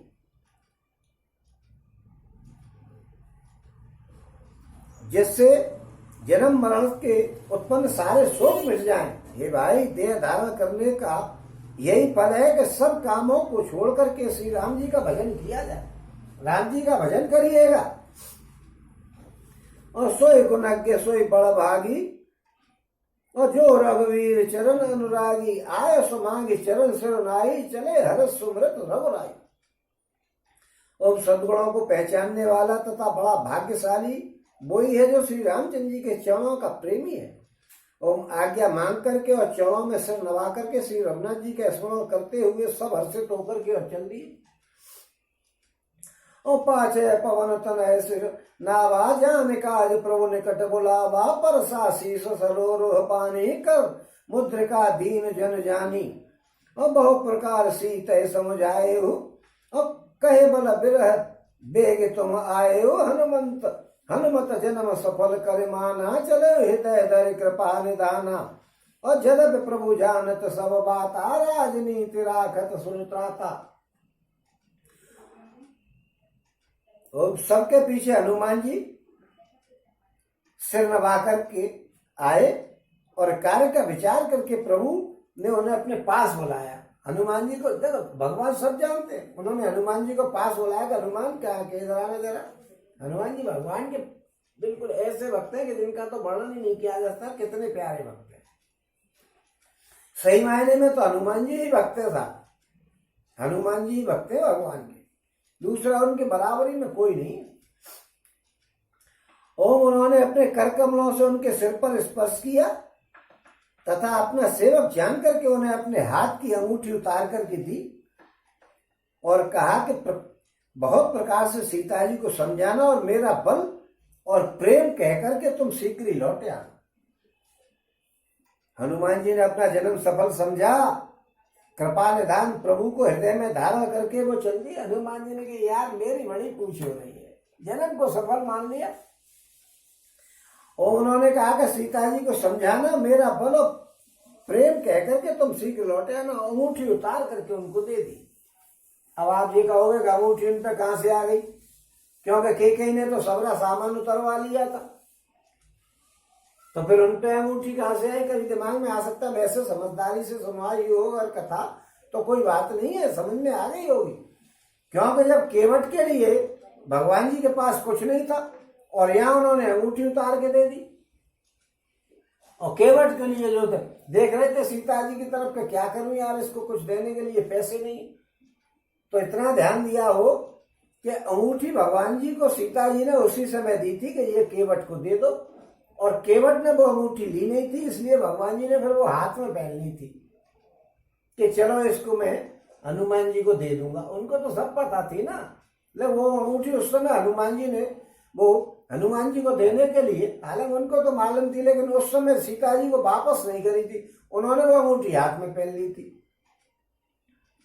और सीता जी के, क्योंकि सीता जी के वस्त्र उन्होंने साधारण वस्त्र तो पहन लिए थे लेकिन गहने नहीं उतरवाए थे, क्योंकि मंगलसूत्र ऐसी चीज होती है वो बनी रहती है, मतलब सुहागिन स्त्री को सधवा जिसे कहते हैं, पति के होते सोते जो स्त्री होती है उसके गहने नहीं उतरवाए जाते, इसलिए उनके गहने उतरवाए नहीं थे। पर उनको वनवास थोड़ा ही था जो गहने उतरवाते। वो तो कहीं कहीं को कोई भपेर देता कि ये क्या कर रही है, तो इसके गहने क्यों उतरवा रही, तो जो तो राम जी को वनवास भेज रही कि इनको भेज रही है। और यद्यपि देवताओं की रक्षा करने वाले प्रभु सब बात जानते थे, तो अभी वे राजनीति की रक्षा कर रहे थे। राजनीति से चलेगा, हनुमान जी इधर आना, जरा हाथ फेरा प्रेम से और अपने बस में पूरी तरीके से कर लिया, मीठी मीठी बात करके और कह दिया कि जरा काम करके आओ।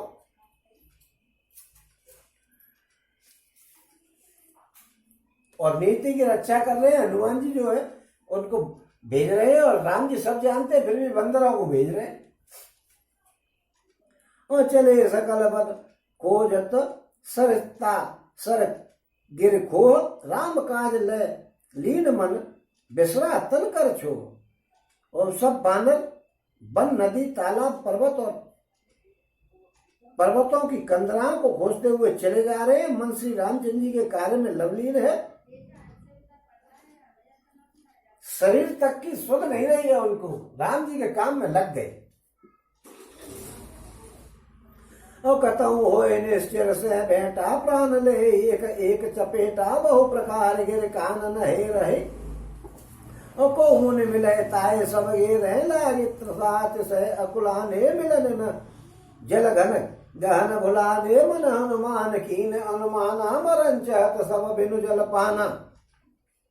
और चढ़ गिरे शिखर चहु दिश देखा, भूमि विवर एक कौतुक पेका, चक्रवाक बक हंस उड़ाही, बहुतक खग प्रभ सहजे ते माई। और गिरते उतर पवन सुत आवा, सब कहले सो विवर दिखावा, आगे के हनुमंत लीना, पेट विवर विलम्ब नहीं कीना। और दीख जाए उपवन पर सर बिग सित बहुकंज, मंदिर एक रुचिरत बैठ नार तप पुंज। ओम कहीं किसी राक्षसी से भेंट होती है, राक्षस से भेंट होती है, तो एक एक बात चपक के में ही उसके प्राण ले लेते हैं, एक एक रैप्टर सब मारते हैं, वो उसी में मर जाता है। ओम पर्वतों और वनों को बहुत प्रकार से खोज रहे हैं, कोई मुनि मिल जाता है तो पता पूछने के लिए उससे सब उसे घेर लेते हैं। इतने में ही सबको अत्यंत प्यास लग गया, जिससे सब अत्यंत व्याकुल हो गए, किंतु जल कहीं मिला नहीं। घने जंगल में सब भूल गए कि किधर जाए, पानी किधर होगा। तब हनुमान जी ने मन में अनुमान किया कि जल पिए बिना सब लोग मरना चाहते हैं, मर जाएंगे ये तो। उन्होंने पहाड़ की चोटी पर चढ़ करके चारों ओर देखा, तो पृथ्वी के अंदर एक गुफा में उन्हें एक आश्चर्यचकित चीज दिखाई दी। उसके ऊपर चकमे बगुले और हंस उड़ रहे थे, और बहुत से पक्षी उसमें प्रवेश कर रहे थे। ओम पवन कुमार श्री हनुमान जी पर्वत से उतर करके आए, और सबको ले जाकर के उन्होंने वह गुफा दिखाई। सबने हनुमान जी को आगे कर लिया और वे गुफा में घुस गए। उन्होंने देर नहीं की, अंदर जाकर के उन्होंने एक उत्तम बगीचा देखा जिसमें बहुत से कमल खिले हुए। तो वहां एक सुंदर मंदिर है जिसमें एक तपो मूर्ति स्त्री बैठी हुई है। और दूर ताए सवन सिर नाभा, पूछे निज वृतांत सुनाभा, ते तब कहा करो जल पाना, खाओ सुंदर सुरस सुंदर फल नाना। और दूर से ही सबने उसे सिर नवाया, पूछने पर अपना सारा वृतांत सुनाया। तब उसने कहा कि जलपान करो और भांति भांति के रसीले सुंदर फल खाओ। देखो भगवान के भक्त का तो सम्मान करना है ना। उन्होंने उसको नवाया मस्तक, और उसने कह दिया कि अच्छा चलो तुम फल खाओ और पानी पियो। अमजन कीन मधुर फल खाए, तासुन कट पुन सब चले आए, ते सब आपने कथा सुनाई, मैं अब जाव जहां रघुराई। अमुदो नयन विवर तज जाऊ, पे हंसी तह जन पछताऊ, नैन मुझ पुन देख बीरा, ठाड़े सकल सिंधु के तीरा, सो पुन गई जहां रघुनाथा, जाए कमल बदन आए माता, नाना बात विनय ते कीनी, अन पाए भगत प्रभु दीनी। और बद्री वन कहूं सो गई, प्रभु आज्ञा धर शीस, और धर राम चरण युग, जे बंधत आज ईस। ओम आज्ञा पाकर के सबने स्नान किया, मीठे फल खाए, और फिर सब उसके पास आए। तब उसने अपनी सबरी कथा कहकर के सुनाई। और अब मैं वहां जाऊंगी जहां रघुनाथ जी है। उसने सबरी अपनी कथा सुनाई, और फिर कहा कि अब मैं वहां जाऊंगी जहां श्री रघुनाथ जी हैं। तुम लोग आंखें मूंद लो, मैं तुम्हें गुफा के बाहर करे दे रही हूं, सीता जी को पा जाओगे, पछताओ मत, निराश मत हो। आंखें मूंद करके सब ने जब आंखें खोली तो सबको गुफा के बाहर देखा और उसने देखा कि सबने कि हम समुद्र के किनारे खड़े हुए हैं और वह स्वयं भी वहां गई जहां श्री रघुनाथ जी थे। उसने जाकर के प्रभु के चरण कमलों में मस्तक नवाया और बहुत प्रकार से विनती करी। उसने प्रभु ने उसे अपनी अनपायनी अज्जल भक्ति दी। प्रभु की आज्ञा सिर धारण करके और सीता जी के युगल चरणों को, जिनकी ब्रह्मा और महेश भी वंदना करते हृदय में धारण करके स्वयं प्रभा बद्रिकाश्रम को चली गई। वो जो महिला थी वो स्वयं प्रभा नाम की महिला थी, वो भगवान की भक्त थी। और मैं इसके बारे में बताऊंगा नहीं क्योंकि मेरा समय हुआ जा रहा भाई, और आज ये पूरा करना है, इसके बारे में मैं कल बताऊंगा। अब यहाँ विचार है कपि मन माही बीती अवधि काज कचुनाही, सब मिल कहे परस्पर वाता बिन सुध लहे करव का भ्राता। और यहाँ बानर मन में विचार कर रहे हैं कि अवधि तो बीत गई पर काम कुछ हुआ नहीं। सब मिलकर के आपस में बात करने लगे कि हे भाई, अब तो सीता जी की खबर लिए बिना लौट करके भी मरना ही है। और कह अंगद लोचन भर बारी, दुई प्रकार भई मृत्यु हमारी, यहाँ न सुध सीता कह पाई, वहां गए मारे कपिराई। और अंगद ने नेत्रों में जल भर के कहा कि दोनों प्रकार से हमारी मृत्यु है, यहाँ तो सीता जी की सुध नहीं मिली और वहां जाने पर वानर सुग्रीव मार डाले।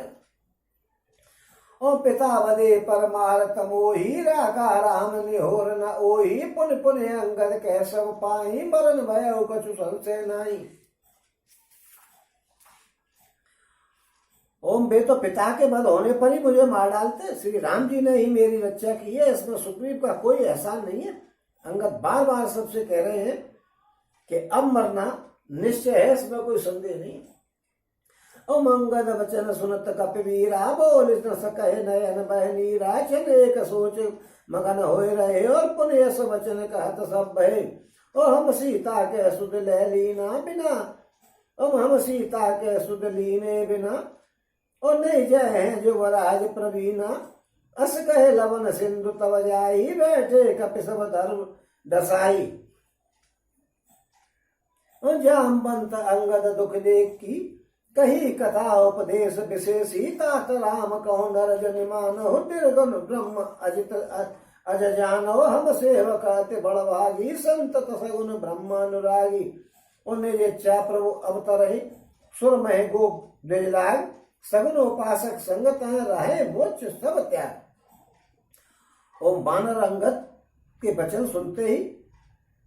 सुनते हैं किंतु कुछ बोल नहीं सकते। उनके नेत्रों में जल भर रहा है, एक क्षण के लिए भी सोच में मगन हो रहे हैं। फिर ऐसा कहने लगे कि हे सुग्रीव सुनो, हम लोग सीता जी की खोज लिए बिना लौटेंगे नहीं।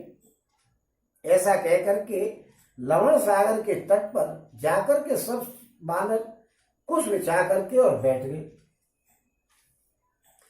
उन जामवंत ने अंगद का दुख देख करके विशेष उपदेश की कथा कही। वे बोले कि हे तात, श्री रामचंद्र जी को मनुष्य मत मानो, उन्हें निर्गुण ब्रह्म अजय और अजन्मा समझो। हम सब सेवक अत्यंत बड़े भाग्यशाली हैं जो निरंतर सगुण ब्रह्म श्री राम जी से प्रीत रख रहे हैं। देवता पृथ्वी गैया निरीक्षा प्रभु अवतरे, सुर महे गो द्विज लाग, सगुन उपासक संगत है रहे मोक्ष सब त्याग। और देवता पृथ्वी गैया ब्राह्मणों के लिए प्रभु अपनी इच्छा से सगुणोपासक सब प्रकार के मोक्ष को त्याग करके उनकी सेवा में साथ रहते हैं।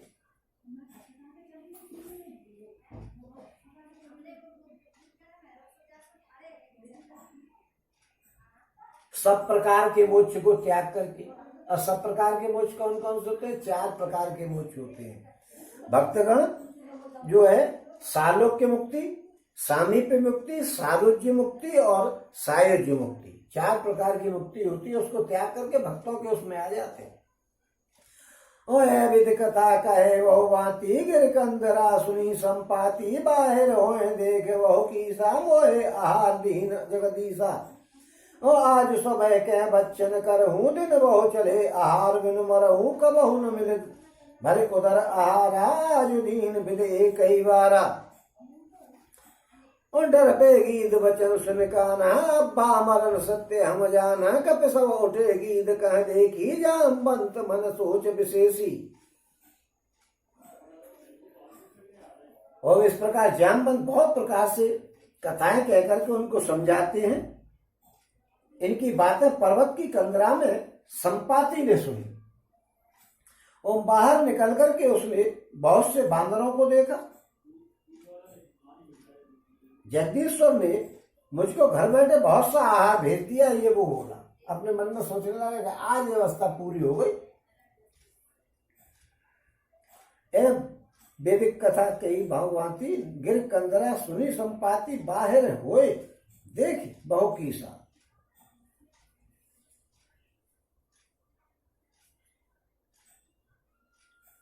अब उन्हें बाहर निकल के देखा या नहीं देखा, क्या वो उसके पंख तो थी नहीं, वो चला आया होगा पैरों से चल करके खेल। और उसने सोचा कि आज भगवान ने मुझे पूरा भोजन दे दिया, आज सबको खा जाऊंगा। बहुत दिन बीत गए, भोजन के बिना मर रहा था भूखा, पेट भर करके भोजन कभी नहीं मिला। आज विधाता ने एक बार में बहुत सा दे दिया।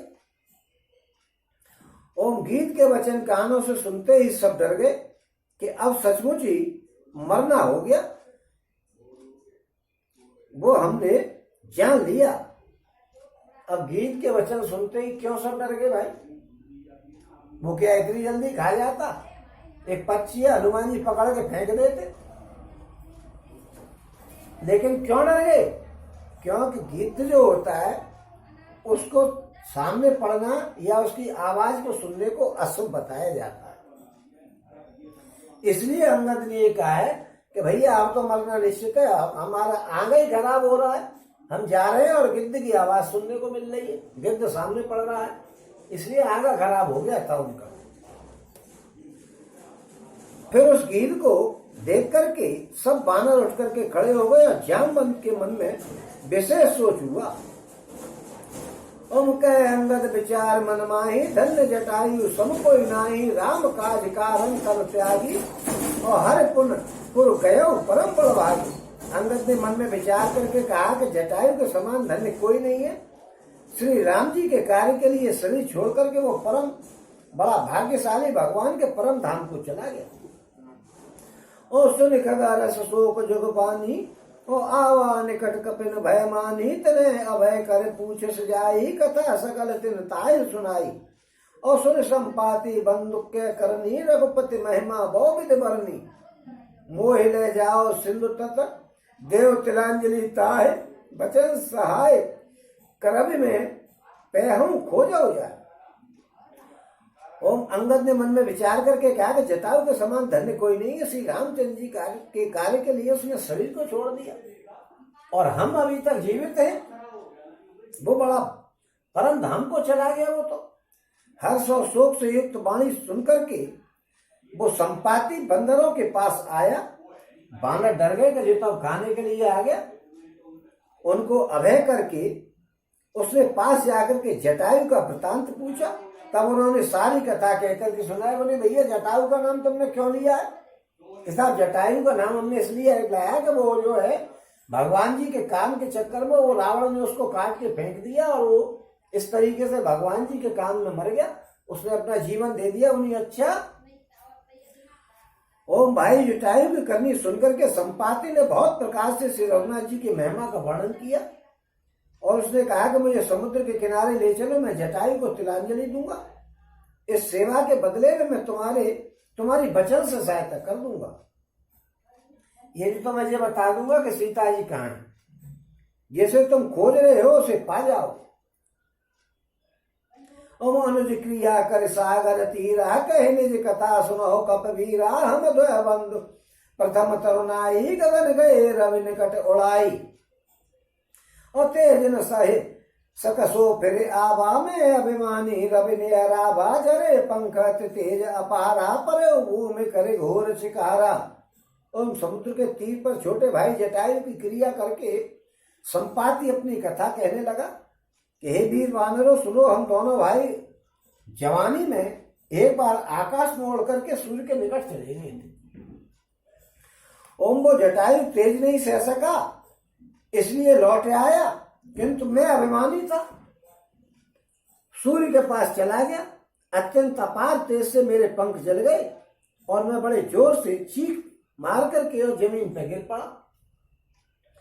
ओ मुनि एक नाम चंद्रमा, ओही लागी दया देख कर मोही, बहु प्रकार ते ज्ञान सुनावा, देह जन ते अभिमान चढ़ावा। और त्रेता ब्रह्म मनुज तनु धरहीता, सुनार निश्चर पति हरहीता, सुखोज पटाए प्रभु दूता, तिन्हें मिले ते हो पुनीता। और जिम है पंख कर से जन चिंता, तिन्हें देखा है दे हे सुते सीता। और मुनि कह गिरा सत्य भई आजू, सुनि मम वचन करो प्रभु काजू।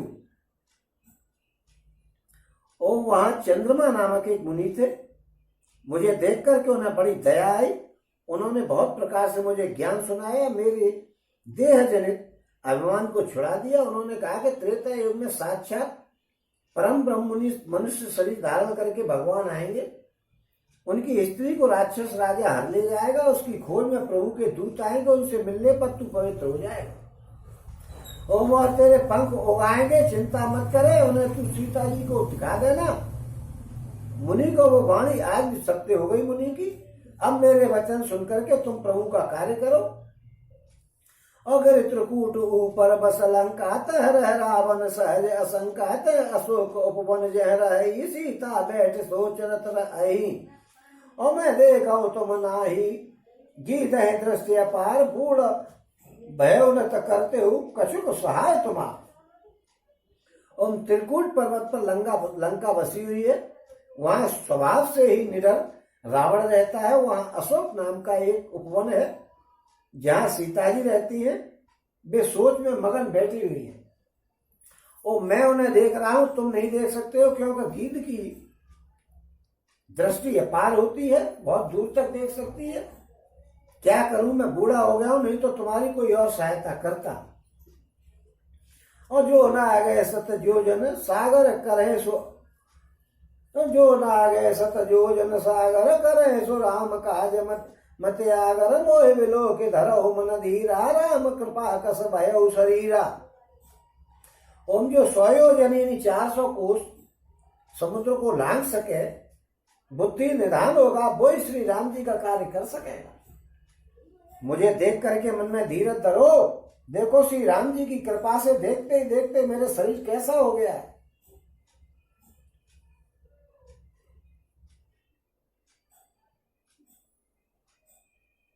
और पापी उजात कर नाम सुमिरी, अति अपार भव सागर तरी, तासुदूत तुम तज कदराही, राम हृदय धर करो पाई।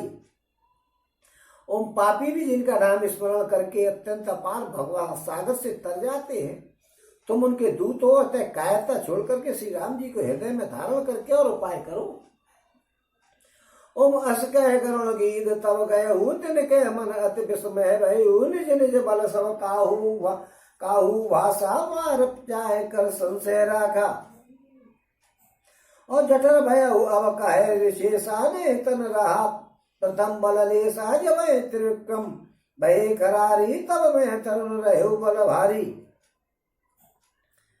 ओम कागभूषण जी कहते हैं, गरुड़ जी इस प्रकार कहकर के जब गीधराज चला गया, तब उन बानरों के मन में अत्यंत विस्मय हुआ। सब किसी ने अपना अपना बल कहा, पर समुद्र के पार जाने में सभी ने संदेह दिखाया।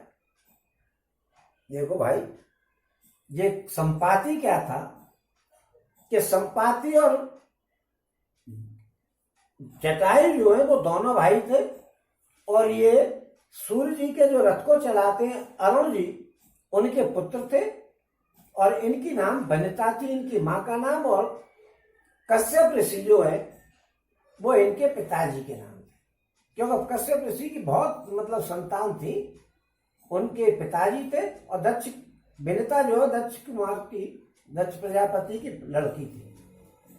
उनके 2 भाई थे, अरुण और वरुण, गरुड़ और अरुण। अरुण जी जो सूर्य जी का रथ चलाते हैं, और गरुड़ जी भगवान जी को ले जाते हैं। उनके घर अरुण जी के 2 पुत्र हुए थे, गीतराज जी जटायु और एक संपाति।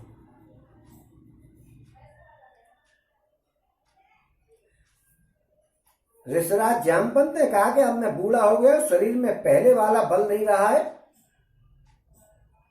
जब खरारी यानी खर नामक शत्रु को मारने वाले वामन भगवान बने थे, तब मैंने जवान था और मुझ में बड़ा भारी बल था।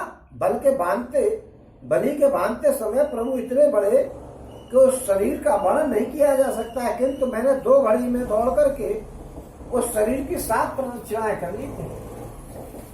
बाली जो है, जब बलि को बांधा था भगवान जी ने तो बहुत बढ़ गए थे, 2 पग में तो पूरी दुनिया को नाप दिया था, आकाश पाताल सबको।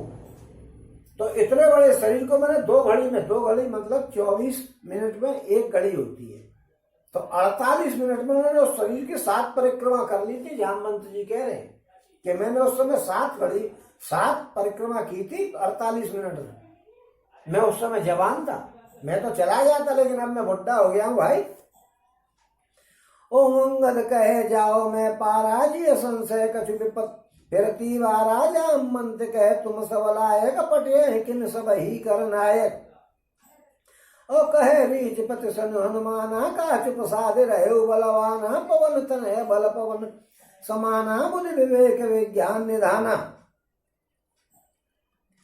और अंगद ने कहा कि मैं पार तो जा सकता हूं, परंतु लौटने के समय में हृदय में कुछ संदेह हो रहा है। जामवंत ने कहा कि तुम सब प्रकार से योग्य हो, परंतु तुम सबके नेता हो, तुम्हें कैसे भेज दिया जाए। जामवंत ने कहा, अंगद ने कहा मैं चला तो जाऊंगा, लेकिन लौटने में संशय। क्यों संशय था?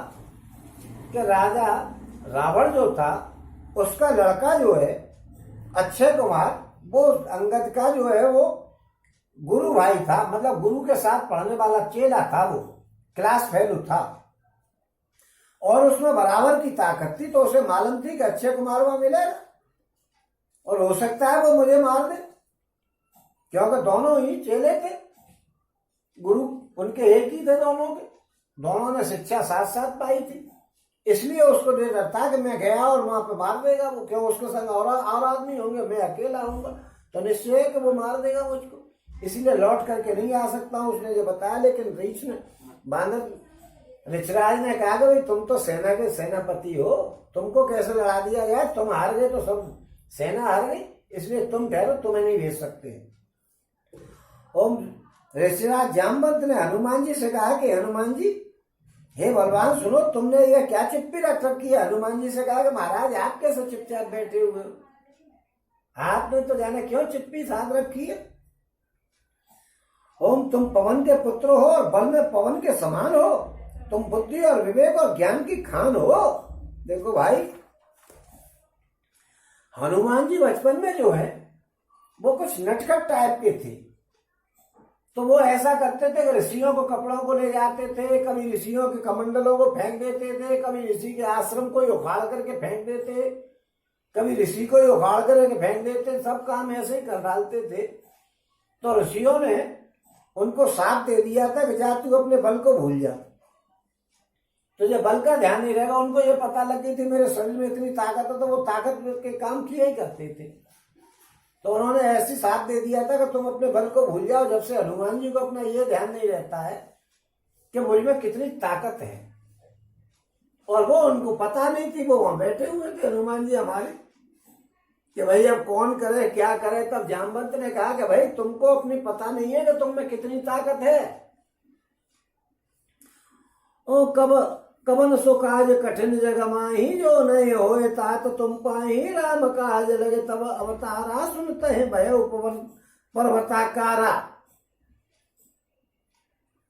और जगत में कौन सा ऐसा काम कठिन है जिसे आप नहीं कर सकते हो। इसीलिए हनुमान जी के सबरी गाथाएं सुनाई जाती हैं, उनको ये दिखाने के लिए कि आप में कितनी ताकत है, कितनी समझ है, उनको दिखाने के लिए ये सारे हनुमान चालीसा या सुंदर कांड वगैरह ये गा करके सुनाया जाता है, जिससे आपके ऊपर वो प्रसन्न हो जाते हैं। हनुमान जी हमारे जब प्रसन्न होते हैं, उनको ध्यान आता है कि मैं इतना कुछ कर सकता हूँ, वो ध्यान भूल जाते हैं ऋषियों के साथ से। अगर आपको उनसे कोई काम लेना है तो उनको पहले ध्यान दिलाओ कि आप में इतनी ताकत है। उन्हीं के ध्यान दिलाने की विधि से ही जनता ने ये सीखा है कि बड़े बड़े लोगों की लल्लो छप्पो करो और अपना काम निकलवा लो। ओ कनक वरन तन तेज बिराजा, मानो अपन गिरन कर राजा, सिंहनाद कर बारह बाराली लहना गो जल दिन खारा। ओ सहित सहाय रावण है मारी, आनो यहाँ त्रिकूट उपारी, जामंत में पूछो तो ही उचित सिखावन दीन दीजो मोही। और इतना करो तात तुम जाई, से तह देख कहो सुधे आई, तब निज भुज बल राज बने ना, कहो तुक लागे संग कप सेना। ओ उनका सोने का सा रंग है, शरीर पर तेज सुशोभित है, मानो दूसरा पर्वतों का राजा सुमेर हो। हनुमान जी ने बार बार सिंहनाद करके कहा कि मैं इस खारे समुद्र को खेल में लांग सकता हूँ और सहायकों सहित रावण को मार करके त्रिकूट पर्वत को उखाड़ करके यहाँ ला सकता हूँ। हे जामवंत, मैं तुमसे पूछता हूँ, तुम मुझे उचित सीख दो कि मैं क्या करूं। ओ इतना करो तात तुम जाई, सीता देख कहो सुधे आई, तब निज बल राज में नैना, कौतुक लाग संग कप सेना। और उन्होंने कहा कि तात तुम जाकर के इतना ही करो कि सीता जी को देख करके लौट आओ और उनकी खबर ला करके दो। फिर कमल नयन श्री रामचंद्र जी अपने बाहुबल से और खेल के लिए वे सब वानरों की सेना साथ लेकर के जाएंगे और उनको मार करके वो लाएंगे। सीता यहाँ पे ये कहा है कि त्रिकूट पर्वत, वो त्रिकूट पर्वत कोई एक पर्वत नहीं था। त्रिकूट पर्वत 3 पर्वत थे वहां जहां लंका बसी हुई थी, वो 3 पर्वत थे। एक पर्वत पर राक्षसों के मकान बने हुए थे, एक पर्वत वो था जहां पर भगवान जी की लड़ाई हुई थी मैदान में, उसके में पर्वत के में, और एक पर्वत पर लंका बनी हुई थी जहां पर अशोक वाटिका में सीता जी रहती थी। और उस सीता जी के रहने के स्थान को सुंदर पर्वत कहा जाता था। इसीलिए आगे जो हम कांड पढ़ेंगे कल से, वो सुंदर कांड कहा जाता है, क्योंकि सुंदर कांड सुंदर बन के उस पर्वत को सुंदर वन कहा जाता, पर्वत कहा जाता है या कहा जाता था। वहां पर सीता जी से हनुमान जी की मुलाकात हुई थी और वही विशेष बात थी, इसलिए उसको सुंदर कांड हनुमान जी के को कहा जाता है। वो सुंदर पर्वत था, एक नीलगिरी पर्वत था और एक पर्वत वो था, उसका नाम भूल गया हूं मैं, उसमें जो है वो मैदान में लड़ाई हुई थी। नीलगिरी में तो राक्षसों के मकान बने हुए थे।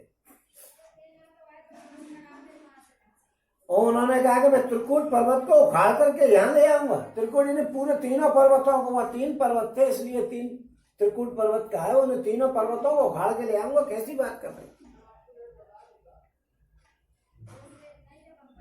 और कपिसेन संग संगार निश्चय राम सीता आने, त्रैलोक के पावन सुजस सुर मुनि नारद बखाने, यो सुनत गावत कहत समुझत परम पद नर नाव पावही, रघुवीर पद पाथोज मधुकर दास तुलसी गावही। और बानरों की सेना साथ लेकर के राक्षसों का संहार करके श्री रामचंद्र जी सीता जी को ले आएंगे, तुम तो केवल सीता जी को देख आओ। ओम तब देवता और नारद आदि मुनि भगवान के तीनों लोकों को पवित्र करने वाले सुंदर यश का बखान करेंगे, जिससे सुनकर के और गा करके और कह करके और समझने से मनुष्य परम पद को पा जाएंगे। वो लीला भगवान करेंगे, उसको सुन करके, गा करके, समझ करके और पढ़ करके सभी लोग अपने परम पद को पाएंगे। और जिसे रघुनाथ जी के चरणों का मधुर भ्रमर जो है तुलसीदास गाता है, उसको सुन करके और गा करके और समझ करके सब आनंद लेंगे और भगवान के परम पद को पा जाएंगे। ओम भव भेषज रघुनाथ जसो सुनहि जे नर अरुणार, तिनकर सकल मनोरथ सिद्ध करहि त्रिशरार। ओम श्री रघुनाथ जी का यश रूपी रोग की दवा है, भगवान राम जी का यश भव रूपी रोग की दवा है। भव यानी जन्म मरण रूपी रोग की दवा है। जो पुरुष और स्त्री इसे सुनेंगे या कहेंगे और त्रिसरा के शत्रु श्री राम जी उसके सब मनोरथों को सिद्ध कर देंगे। त्रिसरा राक्षस को मारा था ना, उसका नाम लेकर के बताया जा रहा। ओम कोट शोभा अधिक, काम कोट शोभा अधिक, नीलोत्पल तन श्याम, जासु नाम अग खग अधिक, सुनिए तास गुण ग्राम सियावर रामचंद्र पद जय शरणम शंकर हरिओम जय जय सिया राम जय जय हनुमान हरि की जय। ओम मंगल होनय मंगलहारी दशरथ अजर बिहारी दीन दयाल विरत संभारी हरो नाथ ओम संकट भारी। ओम जिनका नीले कमल के समान श्याम वर्ण शरीर है, ओम जिनका नीले कमल के समान श्याम शरीर है, जिसकी शोभा करोड़ों कामदेवों से भी बढ़कर है, जिनका नाम पाप रूपी पक्षियों को मारने के लिए व्याध के समान है। जब श्री रामचंद्र जी के गुण समूह को, ऐसे श्री राम जी के गुण समूह को अवश्य सुनना चाहिए। और यहाँ पे आकर के मास पारायण 23वां विश्राम। ओम श्री मत रामचरितमानस से सकल कलुष विध्वंस ने चतुर्थ सोपान समाप्त। कलयुग के समस्त पापों को नाश करने वाले श्री रामचंद्र मानस का यह चौथा सोपान समाप्त हुआ, यानी किष्किंधा कांड समाप्त हुआ। और कल से जो है सुंदर कांड प्रारंभ होगा। बोलो सिया रामचंद्र भगवान।